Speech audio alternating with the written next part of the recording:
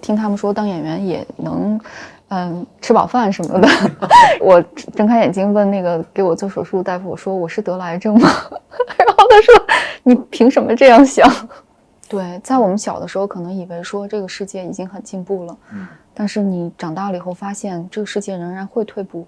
作为一个表演者，你也不用担心观众会走神，因为他会吸收到他需要的东西。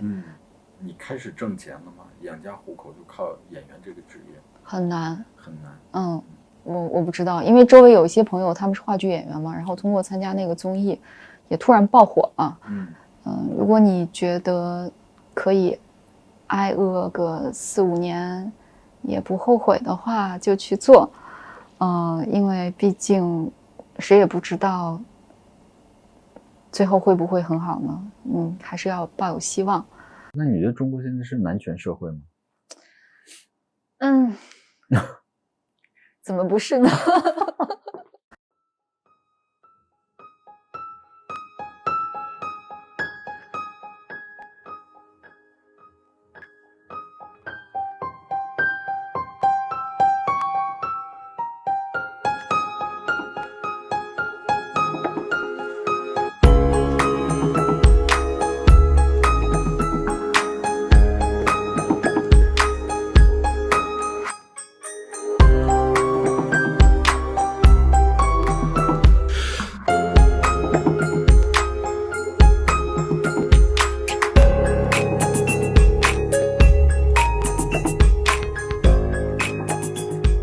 因为其实这个大副跟我说，这个您的经历还是挺有意思的，等于是中间有一个转变，最开始学的不是表演。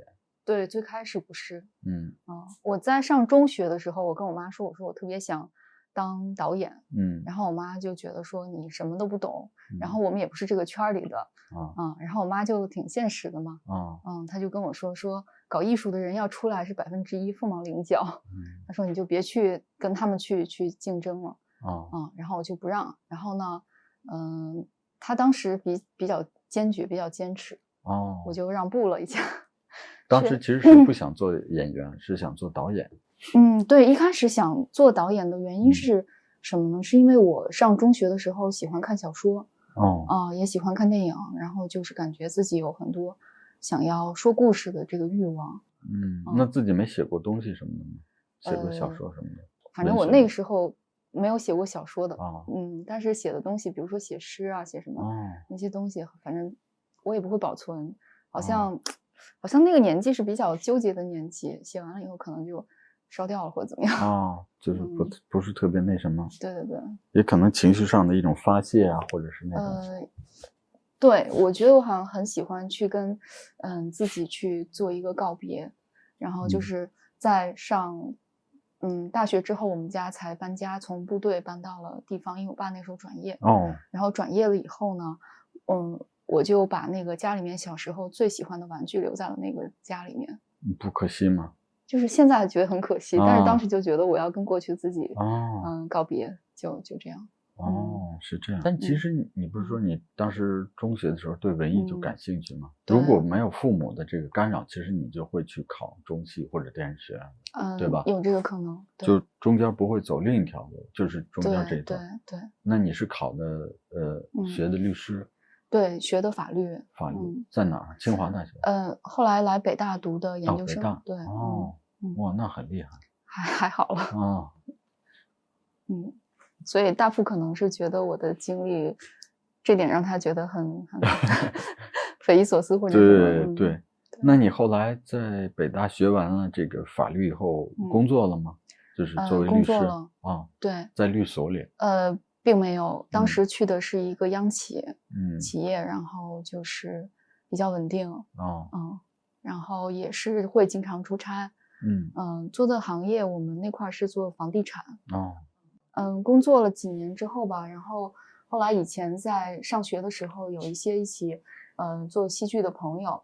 因为那个时候是大学生戏剧吧。大家在学校的戏剧社。像北大剧社有一些人很活跃，然后有一些清华的也很活跃。当时是有一个清华毕业的一个叫何雨帆。然后呢，他在做一个新剧场创作计划，就是我觉得他还挺有，怎么说呢，挺有热情的，这个事情他不仅仅是为了追求，他自己个人的什么成功，他是希望把戏剧更多的去推广给那些热爱戏剧的人。他自己也热爱这个戏剧，所以他想，对，所以他其实就是还是受朋友影响。对，当时就是说，哎。好啊，你们现在在排戏，我业余也可以参加。后来就从业余去参加他们的演出，后来就认真的考虑，既然我以前也是觉得，演戏是我最开心的事情，那我何不真的去做？就是我既然已经尝过上班的滋味了，对，所以就去尝试了。因为其实演员这职业我们都知道，特别的不稳定，对吧？对，从一个很稳定的。是转换到一个这个，还是要内心还比较强大的，是吧？很不一样，就是因为其实可能中国家庭，尤其是我们家这种稍微传统一点的氛围，要去说服他们，需要一些时间。但是从现在看，你还是成功的说服了父母，是不是？对，还是不完全。就是只要你去做了，我觉得他们总会慢慢的去理解你。对。那所以说，你从那个职业转换到这个，演员职业，你进行了培训？中间确实是有一过渡。当时也有一些朋友他们在做演员的这个经纪公司。有一些好朋友，然后他们也是年轻人，然后很有热情，然后想做那种跟以往的那些平台不一样的，真正为演员服务的平台。然后我就在我一个朋友那儿挂在他的公司。我不知道他现在还做不做了，叫秋晨。然后他搞了一个叫九排，因为他是中戏毕业的，音乐剧系毕业的。然后是用排练厅的名字做他那个工作室的名字。然后我在他那个地方先挂着，然后他就给我推一些项目。那个时候是17年吧，16、17年。然后那个时候还没有疫情，就是感觉整个行业好像也在往上发展，是一个还蛮好的一个时期。然后呢，我当时就觉得，哎，不错啊，这个时间挺好的。听他们说当演员也能，吃饱饭什么的。然后呢，现在是完全有点。然后后来呢，我又说，我说秋晨，我觉得我还是需要去系统的学习表演。我在国内去学的话，感觉有一些门槛上的要求，因为国内可能他会对你的什么年龄啊、你的履历啊什么是不是科班的，以前怎么样，都会有要求。对，我说我觉得我去国外想试一试，也想了解一下国外的表演方法。然后他说我对你的建议是你去学3个月或者半年就够了，你不要再待太久。他说要不然你回来得从零开始，什么人都不认识。然后当时我报了一个2年的项目。去的哪呢？我去的英国，去伦敦，然后是一个叫东十五的学校。当时一开始是想考美国，所以英国这边没有什么准备，刚好那个学校去美国招生，然后这么一对比，听说他那个学术还不错，然后就说，哎，那也行。其实这个选择我自己觉得我还挺喜欢的，因为在伦敦可以看到特别多的演出。对，这个氛围还是特别好的。是，就是话剧啊、歌剧啊，或者是一些音乐剧，是吧？对，我每个周末都会去看戏。反正只要有时间就去看。那所以在英国待了2年。对，最后的半年是回来了，因为那个疫情，2020年。3月份的时候回来的。回来就出不去了，就出不去了，对，就断行了。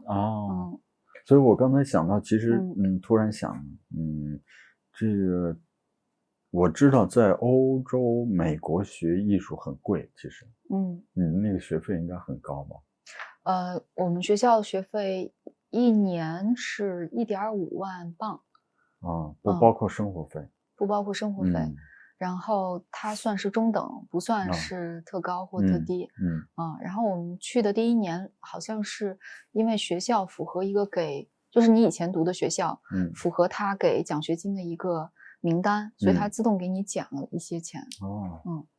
对，所以说不少钱了，这2年。是，反正去了以后不后悔，因为在台上可以看到之前看到的各种各样的，你觉得是特别厉害的、特别大牌的演员，他们依然都还在话剧舞台上。对，我知道 Emma Thompson， 还有我们就看的很多的那些。Kate Blanchett， 然后我觉得他们所有的人，包括那个叫什么，那个Ian McKellen，对，就是所有的这些演员都在台上。那你在英国就是对你，就除了学习方面，还有什么在生活方面印象最深的是什么呢？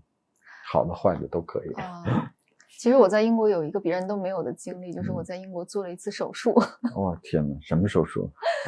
我那次我不知道是具体原因是什么哈，然后就是发病的前一天，我是结束排练大概是7、8点吧，然后等我回家做好饭9点，然后我花1个小时吃完，当时好像有点辣，然后我就又倒了1瓶橙汁，自己把它全喝完了。然后就喝完1瓶橙汁之后，然后我就开始肚子疼，然后就在地上打滚，然后但是大概疼了也不是很久，不到1个小时吧，半个多小时就好了。然后我就在想，我可能吃坏了或者怎么样呢？第二天就是还是有些不舒服，然后我肚子一直在疼，然后我去食堂吃饭，然后吃着，然后我就突然就出溜下去了。哇天哪，就晕过去了，差不多。没有晕过去，就是蹲在了地上，然后起不来，完全直不起腰。然后我又打了一个 Uber 过去，然后依旧是非常艰难的，就是弯着腰走路，就像那个也没人陪着你，同学老师因为大家要上课，然后也是午休的时候，我也没跟别人说，然后我就差不多是这样进去的，然后去前台，然后登记，然后登记完之后，我还跟那个前台打趣，我说你今天过得怎么样？然后不是，是他跟我打趣，说我过得比你好。然后就进了那个准备就诊的那些人，就在一个休息室吧，就是四周有那种帘子，然后有一个小哥哥，然后是护士，他跑过来安慰我，然后给我讲各种故事，然后我也很努力想笑，但是有点笑不出来。后来他们给我打了2针吗啡，还是没止疼，然后说看你这个情况，我觉得必须马上做手术，然后当天夜里12点推进了手术室。等我做完手术是半夜2点半，然后送到了重症监护室，然后我睁开眼睛 ICU 就是所谓的，对，我睁开眼睛问那个给我做手术大夫，我说我是得了癌症吗？然后他说你凭什么这样想？一本正经。我说我只想知道是不是。对，还是挺希望的。哇，那挺那个什么的，而且全程都是关键你一个人，没有什么亲人，对，也没有准备，然后所有的衣服都放在一个黑色垃圾袋里面。然后后来那个我朋友给我发那个什么孤独的等级，说10级孤独就是一个人在国外住院。对，什么看电影啊、吃饭这都不算什么，住院是应该是最超级那什么。对，但对我来说，我的感受是我在英国待了1年多，我似乎都没有深入到当地人的生活里面，除了我在医院待的那1个多星期，我看到了各种各样的人，因为周围肯定都是女性嘛，你就看到各种不同的女性她们的生活，然后在我对床有一个好像是西班牙裔的一个女士，然后她得了一种非常怪的病，就不停的放屁。然后她就一直在道歉，然后她得了这种病之后，她不能吃饭。就不让他吃东西，然后他又因为吃东西就会，因为他们诊断他是那种肠胃上的问题，他们既不能止住他的症状，又不能解决，但是又一直在诊断，他就很痛苦，在这种煎熬里面，他就不停的走到我们不同的病床上的人去寻求安慰，想跟我们聊天。然后我隔壁床有个老太太，人非常好，然后后来过了2天，我同学来看我，然后他还跟他们搭讪，然后还跟我聊天，他们给我送了几本书，然后那个老奶奶说：“哎，美国的英语我真是一个字都看不懂。”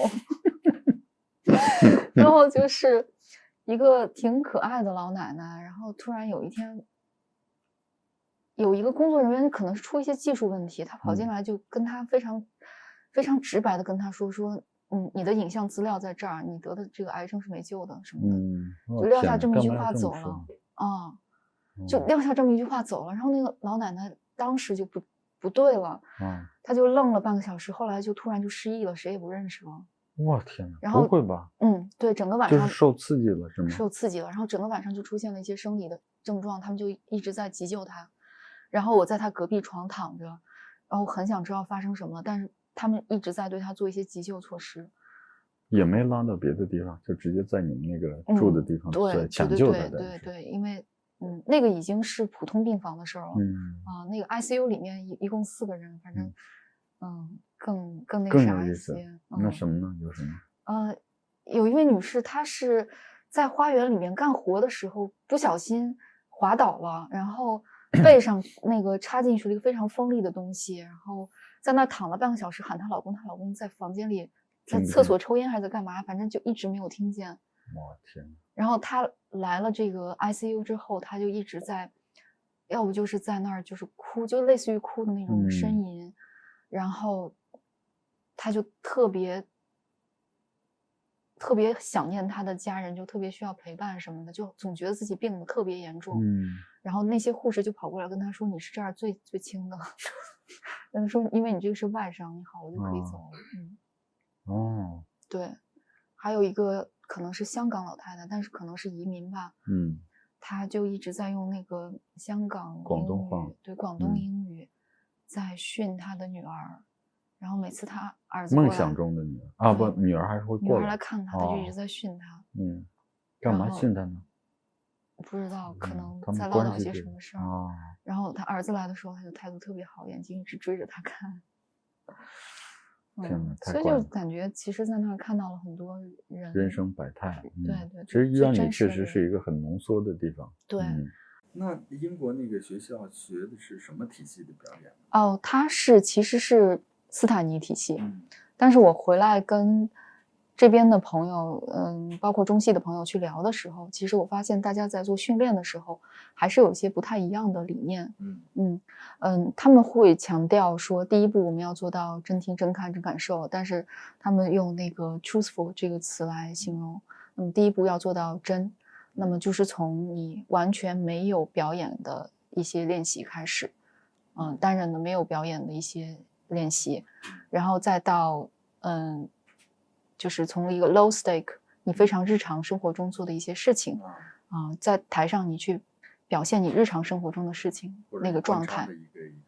对，但那个东西不表演，但那个东西不表演是完全生活的1比1的。就像那个我们很多演员刚开始表演的时候，他会害怕我在台上没事可做，大家都盯着我，但是我没事可做怎么办？那实际上就是一开始从那种你有事可做的状态开始，你会把注意力放在这些事情上，那对于一个刚开始学表演的人来说就会好很多。在电影里也是这样，就是如果你没有台词或者你没有活动的话，你戳在那的时候就会特别尴尬，感觉是不是？就不知道，你觉得你手脚都不知道在哪儿怎么放了。对，然后演员就会陷入一种状态叫 self consciousness，对吧？然后那个东西就是自我意识过剩了。对，明白。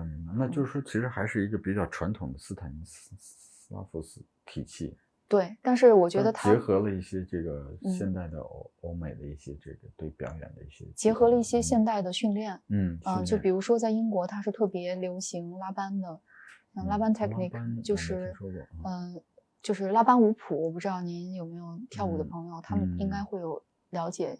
现代舞的那个体系里面拉班舞谱，但是对于表演来说，拉班是另外一个稍微不太一样的一个工具。然后呢，这样的工具它是把你的动作分成不同的那个 quality，动作的质感，去划分，可能在那个重量、强度以及方向上会做一些区分。然后就有8个维度不同的质感的动作，让你一点点去掌握这些动作。然后对于一个演员来说，日常掌握这8种不同的质感，对于他在寻找自己的角色的质感，以及他的台词的感觉，以及就是这些具体的东西上面都会很有帮助。英国是很相信这个。我之前在看，就是包括我们自己的排练，这所有的这些演出里面。都会有一个阶段是需要你自己用拉班去训练的。然后包括我看他们的那个National Theatre 的那个录像，里面他们演员排练也会用这个去丰富它。因为我们对一个角色的了解，如果说你从文字、你台词，我从我的大脑出发去理解这个角色，我一定会呈现出一个我自己设定好的、我既定的一个角色的感觉，对吧？但是当你用拉班的时候，你去拓宽自己对它的既有认知，你去尝试用不同的质感去诠释它，你会发现新的东西，在你的自己的预设之外的东西，然后这些东西其实有可能对你的角色是有帮助的，也可能正是它缺失的一部分，也可能正是让你本人呈现的这个角色跟别人呈现同一个角色不一样的地方。所以这个我明白。对，所以在做拉班训练的时候，你可以有很多不同的 choice， 就是然后你就会那主要是不是就是开拓想象力呢？就是然后通过你跟思想跟那个你去很好的操控你的这个肢体。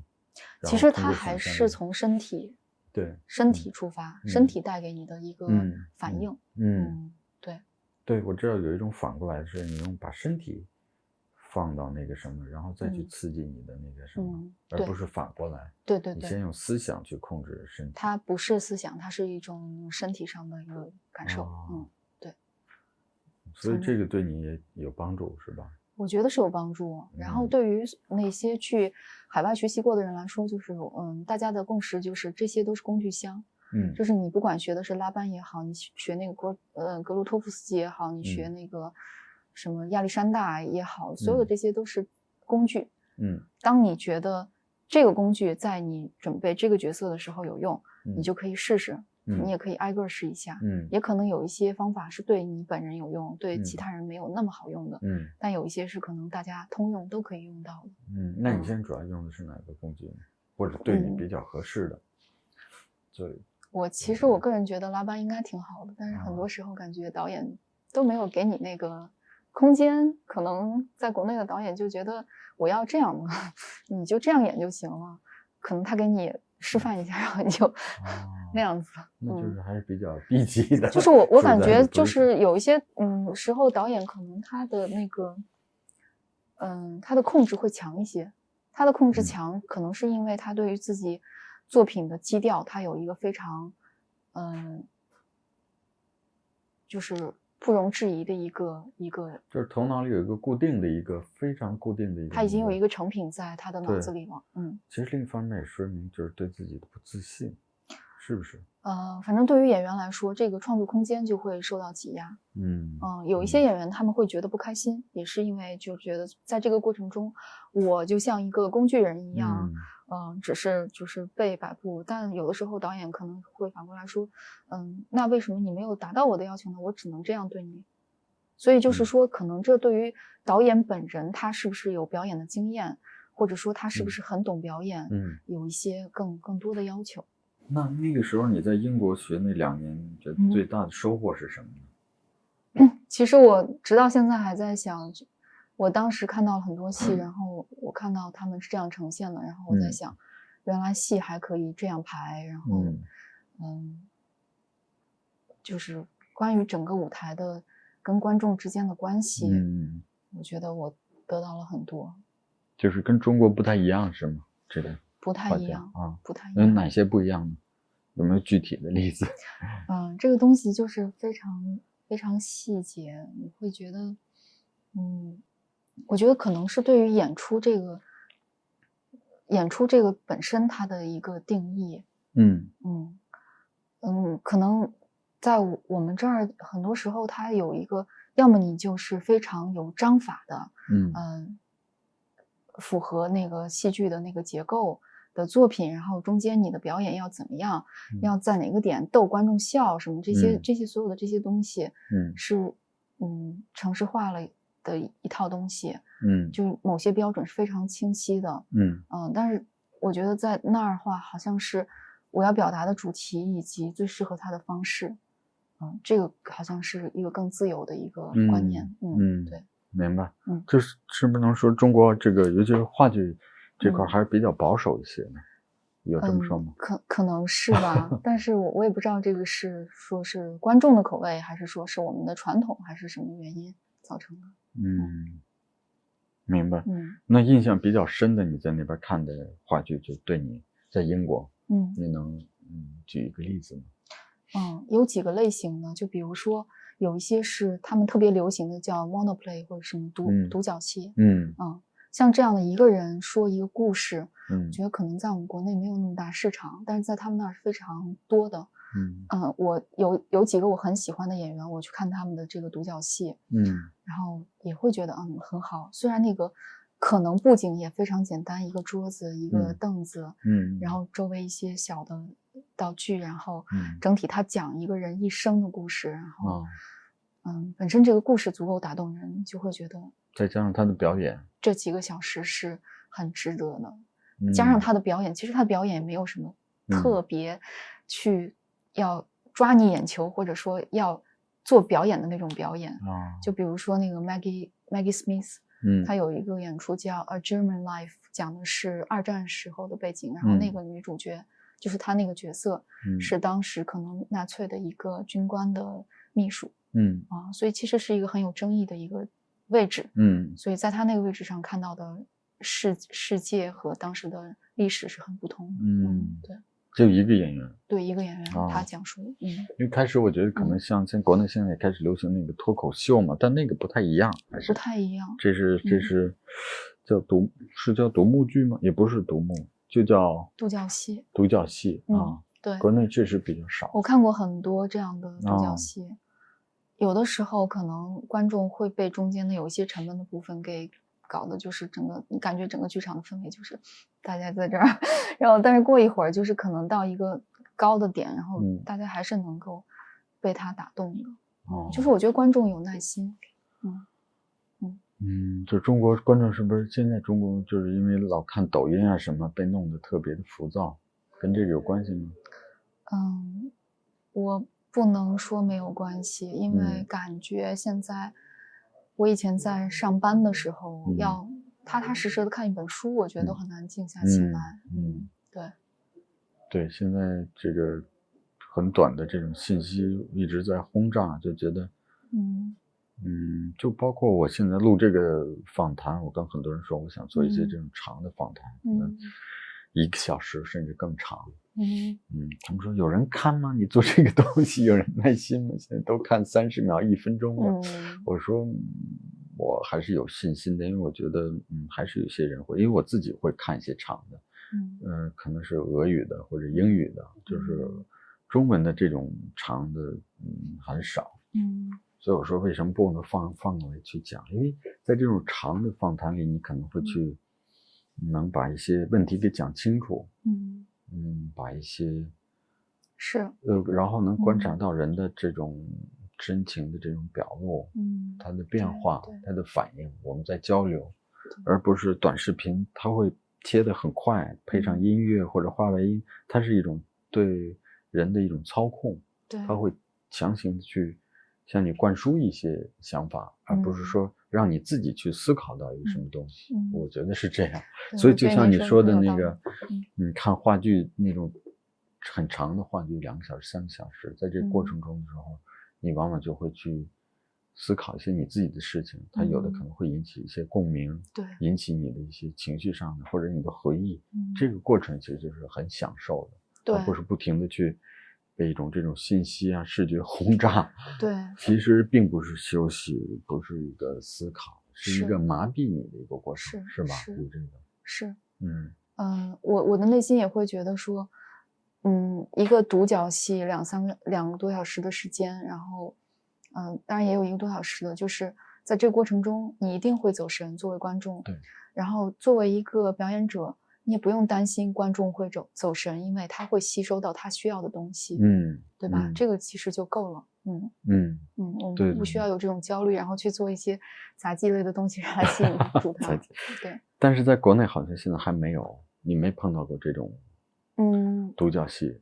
国内现在有一些剧场开始做了，好像也是在这个疫情之下，他们慢慢的觉得，我们这个可以做起来。我看去年鼓楼西做了一个系列，就是独角戏的系列。当然我希望它能够发展的越来越好。对。那你就是说从20年回来，排了一些话剧吗？对，当时回来以后就是很快，我还没有开始想什么的时候，就有朋友他们开始做一些类似于什么音乐剧啊、舞蹈剧场啊，然后我就接二连三去参加他们的这些项目。那你现在就是回国以后，你能感觉到其实这个中国这演员行业是不是会竞争还是比较激烈的？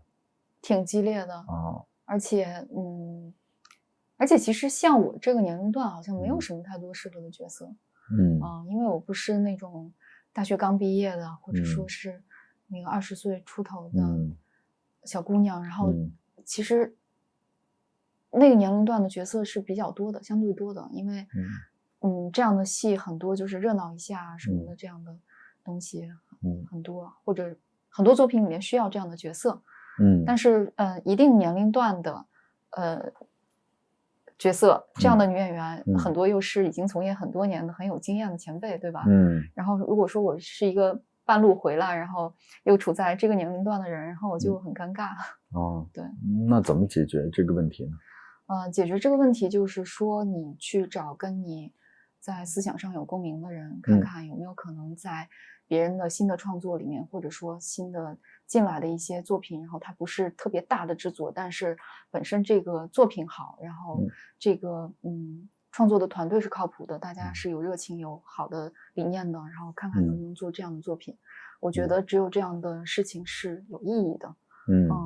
对，我也不想去扎堆，然后去做一些如果让自己难受的作品，或者对。所以说你也不会把名和利放在第一位。对，其实我就是一直就是很想当演员，但是小时候有一些过多的心理负担，就是害怕演员的那种生活。什么生活呢？就是被人认出来的那种生活。天哪，那很矛盾啊！因为做演员其实还是想要出名的。对，所以我觉得可能我也不知道我自己到底适不适合，可能只是喜欢这件事儿。对。明白。但反正现在也没有这种困惑了。暂时没有，但不知道后面会是什么。我不知道，因为周围有一些朋友他们是话剧演员嘛，然后通过参加那个综艺也突然爆火了。然后我也不知道他们的生活有什么改变没有，你没问过他们？还没有。明白。对，演员可能就是比较神奇的一个这一方面。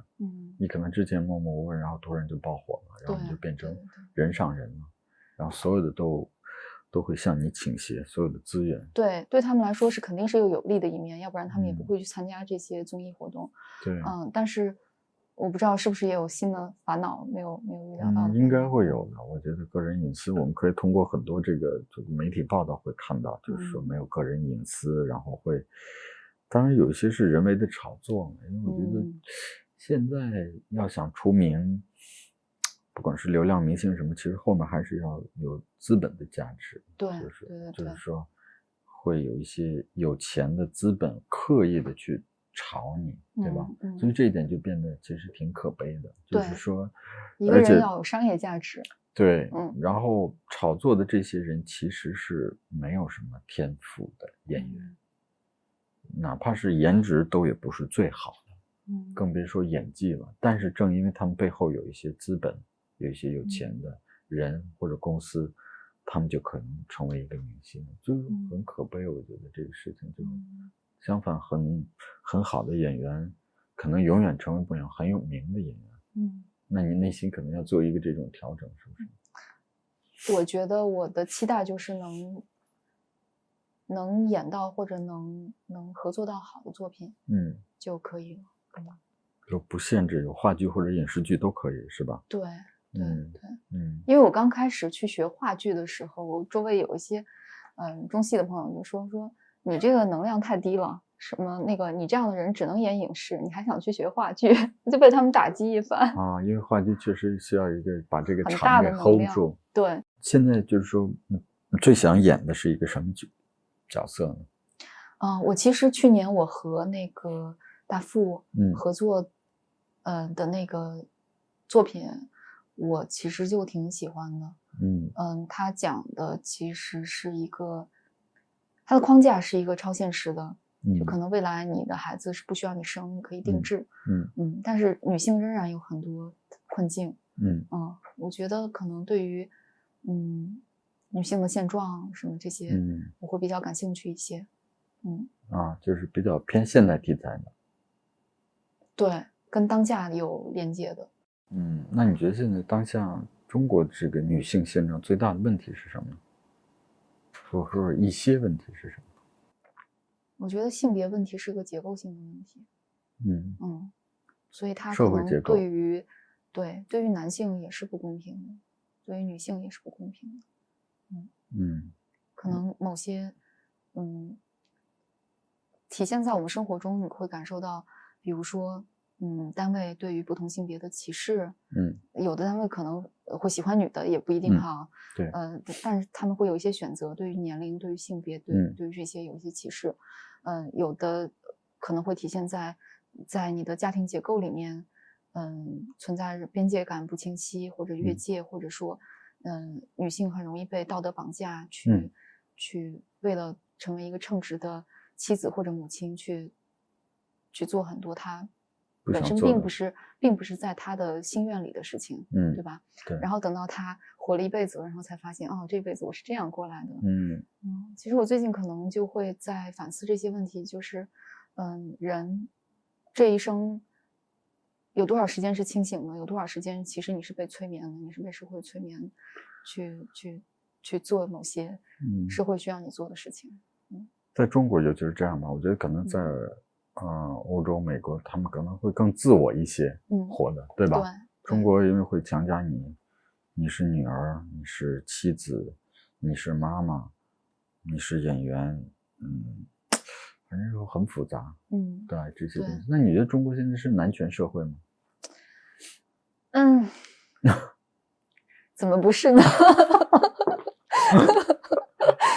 不好意思，我也想不出什么理由来反驳。就是相对还是其实比较的一个保守的一个。对，因为可能我的中学是一个性别特别平等的地方，导致我现在来到北方生活以后，有很多时候我会意识到不一样。就比如说我的女同事，以前我在工作的时候，他们会就是夸自己，就是觉得这个事情是值得骄傲的，就是我在过年的时候给一大家人做了一桌子菜，然后大家都没有插手，是我一个人做的，然后我服务了大家，他就会特别自豪。但是我就会想，为什么这个事情要这样做呢？为什么你的角色是必须是这样才是让你会感到自豪呢？对，就是我可能会明白。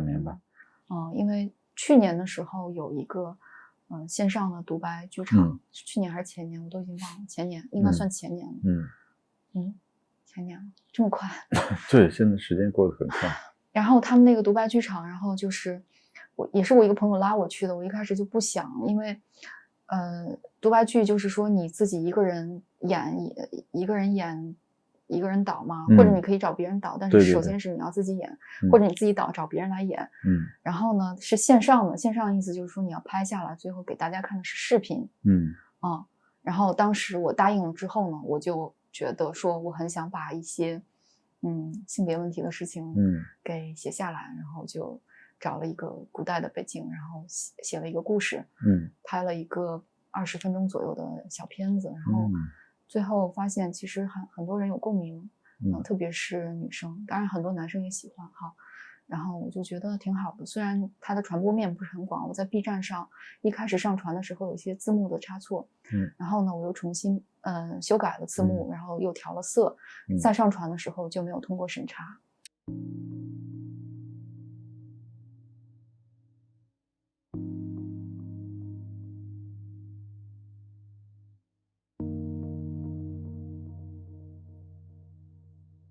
我最近常做一些奇怪的梦，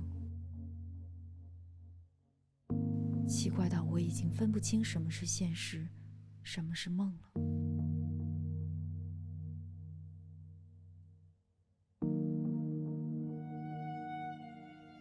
有时候我梦到我表哥来长安城找我，他在屋顶上养了很多只兔子，那些兔子有的长得很大，大到能从街的一侧直接跳到另外一侧去。我还梦见在父亲出事之后，我根本就没有嫁人，而是被发配到了掖庭。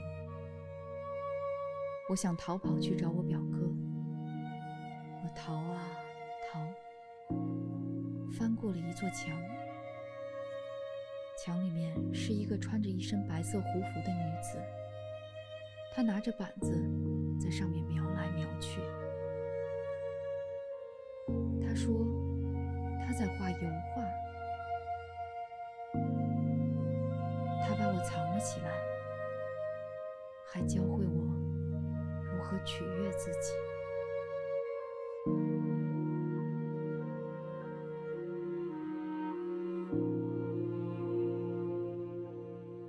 我掌握了自我取悦的秘诀，觉得这件事实在是有趣极了。而且最妙的是，你可以想着任何人来做这件事，想象是美好的，没有任何尴尬。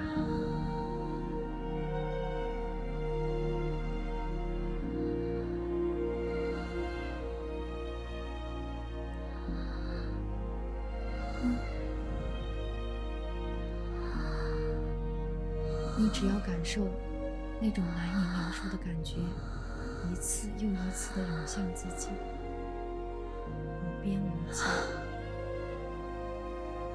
自从掌握了这个秘诀，我还感觉到了前所未有的自由。我好像也明白男人到底是什么。就拿欢爱来说，如果是自己就没有尽头，但如果和男人在一起，那么在他倒下的那一刻就结束了。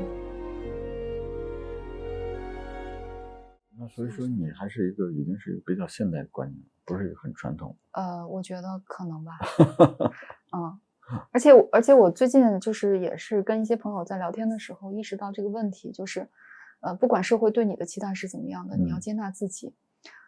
就假设如果一个人他觉得说社会需要我成功，所以如果我不成功，我不能接受自己，我会觉得自己做得很不好，是个 loser 什么的。那么这样一个人，他首先他不爱自己，不爱自己，他怎么可能幸福呢？因为现在社交媒体的发达，就是会强加你一些这种所谓的这种目标，或者是你要达成的这种榜样。对。你就不停会对比，其实是你在微信圈、朋友圈你都看到，就是大部分人会发好的东西，不会发坏的东西，炫耀的成分会多一点。对，我在其他的也是这样，他会放大这个东西。这个其实是洗脑，也是催眠。对，洗脑和催眠，所以说很困难保持一个很清醒的、一个很独立的这种意识。对吧？你怎么才能保持这个呢？多看书吧。多看书。好，你最近在看什么书？我最近在看几本纪实类的书。有个叫那个在德黑兰读洛丽塔，是一个从伊朗移民去美国的一个伊朗女作家写的。我听说过这个。对，这本书，然后他讲的是就是在那个伊朗的那个革命前后，他们在那边的生活。有很多就是打着信仰的名义去管理、去进行思想统治的一些事情。然后那么其实还蛮有感触的。对，伊朗最近不是最近2-3个月一直在闹吗？对，就全世界都在关注这个事情。那中国网上有的就会发一些很奇怪的这种帖子。对，在我们小的时候可能以为说这个世界已经很进步了，但是你长大了以后发现这个世界仍然会退步，而且会陷入到非常混乱和你就不可预料的。对，所以说到俄乌战争就是嘛，我觉得没有任何问题需要通过战争来解决了。我的观点是这样的。我们都已经是21世纪，都在谈元宇宙了，和现在还会用这么原始的方式去解决，那只能说明就是尝试通过这种方式解决的人很低级，他没能用其他的方式来解决这个问题。我不知道你怎么看这个俄乌战争。有的时候我会想到一句我以前在公司学到的那个词，叫领导决心图。然后反正这个东西就是大大小小的事情很多都是这样。明白。那你碰到过潜规则吗？或者周边的朋友碰到过吗？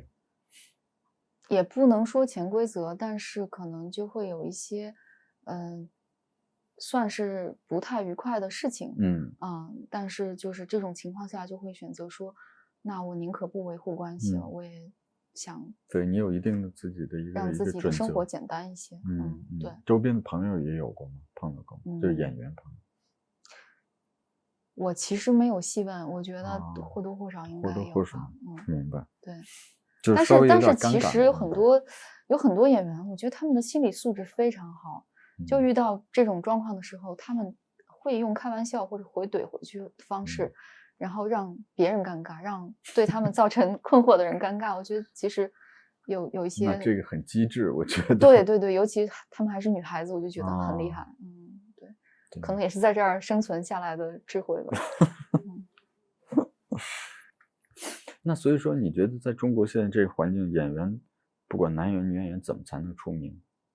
参加电视上的节目，就是电视节目其实我挺喜欢看的，我自己也很喜欢看1年1度喜剧大赛而且喜剧其实它的难度非常高，对吧？你得掌握一个节奏，然后观众的笑点，然后你的立意什么这些东西还不能让观众反感，还必须符合各种什么又搞笑又温情又要升华，什么有主题什么这些东西，就其实蛮难的。要做到雅俗共赏真的很难。对，是。你会参加吗？如果有被邀请了，那看就是跟谁一起做吧，如果是合适的吧。但是实际上我个人以前是挺排斥的。只能说现在如果说我说把这个事情当成一个游戏可以。因为它是一个创作游戏嘛，就是我给你一个题目，然后你去创作，对，还是有一点乐趣。但是其实又不希望它是电视上的，就觉得如果说对，哎，你这个有点太矛盾了，又想当演员又不想出名，是不是这种？过于矛盾你开始挣钱了吗？养家糊口就靠演员这个职业很难很难。就即便说有一个项目在做，那么你也可能了解，就是作为话剧演员，他的那个排练费是非常低的。大概多少呢？可能你只能负担每天的交通和吃，就基本的一个费用。对，可能就几百块钱，是吧？200、300块钱。对，差不多就是那样。然后到演出的时候，好，你有稍微高一些了，是吧？1、2千、2、3千这样子。可是又能演几场呢？他又不是那种演个几十场。对呀，他不可能每天连着演30天，对吧？也没有这样的市场。对，明白。所以更多其实是，不是赚钱，是爱好。就是目前为止没有办法靠它来谋生，然后所以其实会去也教一教课啊，什么带一带那些去考国外的学生。因为我觉得至少我是有东西可以跟他们分享的。我自己相信我能帮到他们，做这件事情我也有价值感在里面，我觉得也挺好。那你喜欢的导演或者电影呢？导演，我在上学的时候，那个欧洲有一个导演，现在也是最火的一个话剧导演是Ivo van Hove， 是荷兰的还是哪儿的然后现在基本上看过的觉得很好的很多话剧都是他导的。他拍英文的英语话剧。对，在英国那边拍话剧。应该是整个欧洲吧，我觉得整个欧洲大陆基本上都是他的地盘。那他特点是什么呢？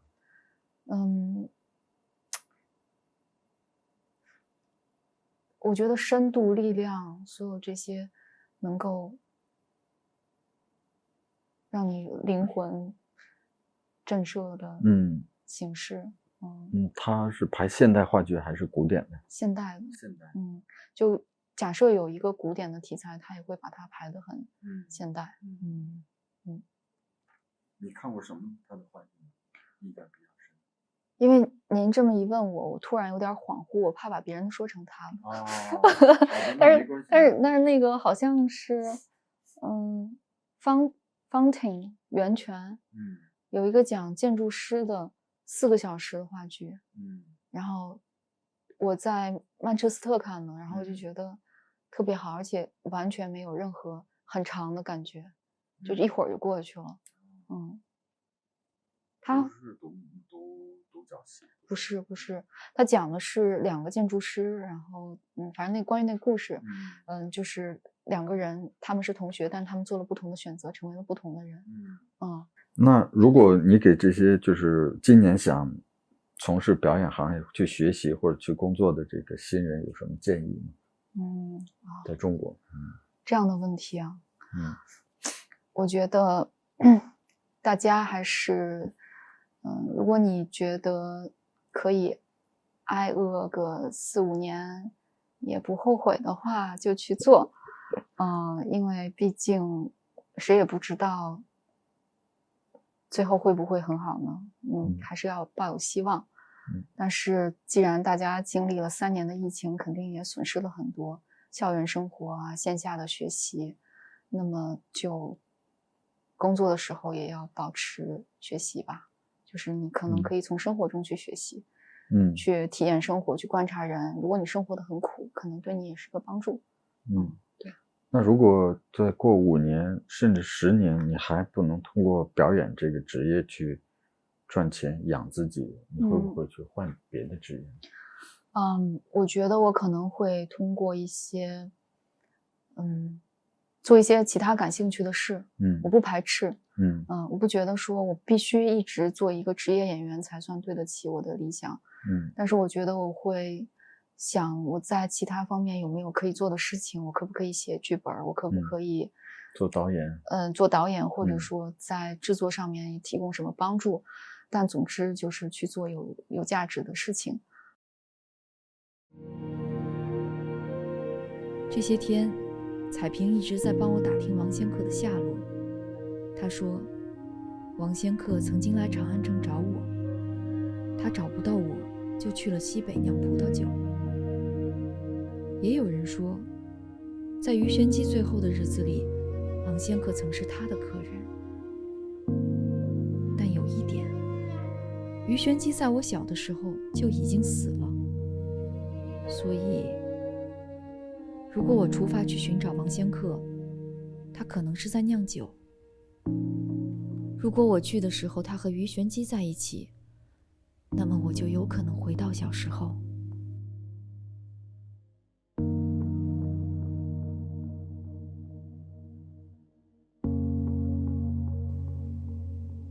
就是这样。